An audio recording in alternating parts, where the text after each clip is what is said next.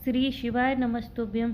श्री काशी शिव महापुराण की कथा जो कि यावतमाल महाराष्ट्र में चल रही है। आज प्रथम दिवस की कथा समाप्त हो चुकी है। अगर किसी कारणवश आप कथा नहीं सुन पाए हो तो इस छोटी सी वीडियो में कथा की महत्वपूर्ण जानकारी और उपयोगी पत्र आपको जानने को मिल जाएंगे। और आप सभी लोगों को बहुत बहुत बधाई जो कि राम जी अयोध्या में विराजमान हो गए थे। तो हमने क्या क्या तैयारी की थी उसी का वीडियो भी हम आप लोगों के साथ शेयर कर रहे हैं।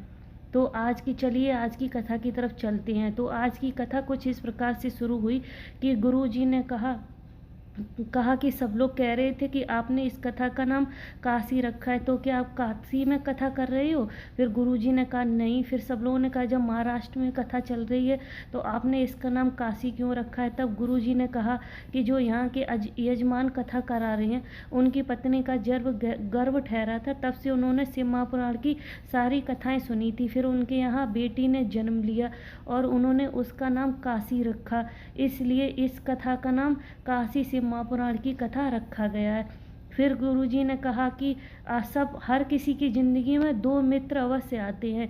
एक मित्र ऐसा आता है जो आपको भगवान की तरफ ले जाएगा, जो आपको भगवान के पास पहुंचाएगा, और एक मित्र ऐसा आएगा जो आपको व्यसन की तरफ ले जाएगा। अब आपको चुनाव करना है कि कौन सही है कौन गलत है। फिर गुरुजी ने कहा कि अगर आपने जीवन में कभी भी अच्छा कर्म किया है तो उसका फल भी आपको अवश्य ही मिलता है और मिलेगा भी।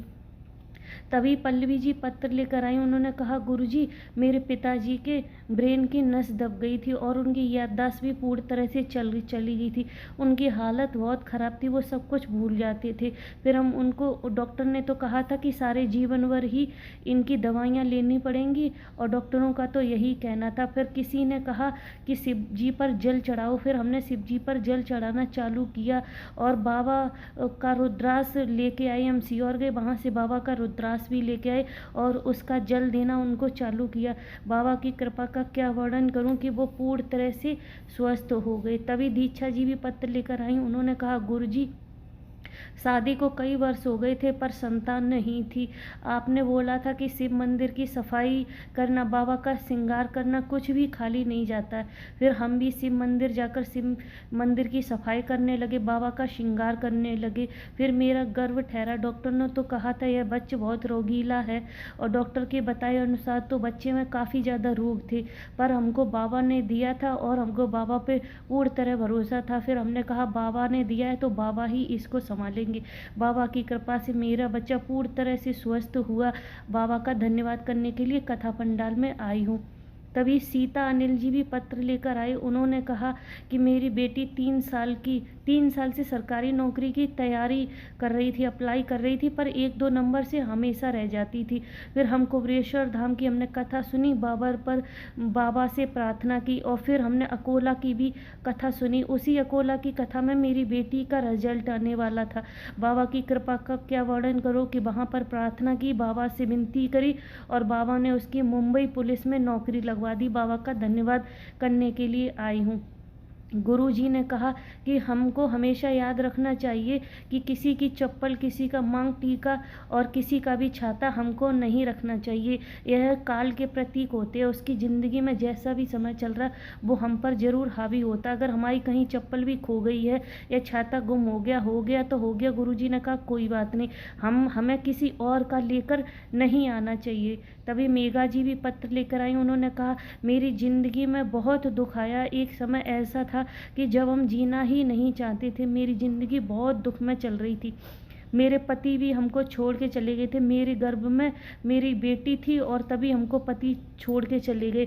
हमने सोचा अब तो जीना ही नहीं है, अब जी कर क्या करेंगे। तभी मेरी बड़ी बहन ने कहा कि शिव महापुराण की कथा सुनो, और हमने शिव महापुराण की कथा सुनी और बाबा के मंदिर जाने लगे। फिर बाबा की भक्ति में हम और मेरे बच्चे रम गए। अब हमारे सारे दुख बाबा के हैं, और बाबा ने हमको इतना सुखमय कर दिया है। मेरा जीवन इतना अच्छा हो गया है कि बहुत सुखमय, बहुत आनंद से हम अपना जीवन व्यतीत कर रहे हैं। बाबा का धन्यवाद करने के लिए आए हैं। तभी गुरुजी ने कहा कि कोई क्या सोचेगा, कोई क्या कहेगा, इस वजह से हम मंदिर नहीं जाते हैं। और गुरुजी ने कहा अगर हम अगर हम शर्म करते हैं या वैसे करते हैं तो ऐसा नहीं करना चाहिए। हमको बिना कुछ सोचे शिव के मंदिर अवश्य जाना चाहिए, क्योंकि जब दुख आता है तो सिर्फ महादेव ही हमारा दुख काटते हैं, तो हमें उनके मंदिर में जाने में क्यों शर्म आनी चाहिए। फिर गुरुजी ने कहा, यदि कोई भी पूरे श्रद्धा भाव से सच्ची दिल से अगर कथा पंडाल में 7 दिन की कथा श्रवण करता है तो उसको 12 ज्योतिर्लिंग का फल प्राप्त होता है। इसी के साथ साथ आज की कथा विश्राम लेती है। अगर बोलने में कहने में कोई भी त्रुटि हुई हो तो उसके लिए क्षमा चाहते हैं। शिव पर एक लोटा जल अवश्य समर्पित करते रहिए। मिलते हैं कल नई कथा के साथ, तब तक श्री शिवाय नमस्तुभ्यम। हर हर महादेव।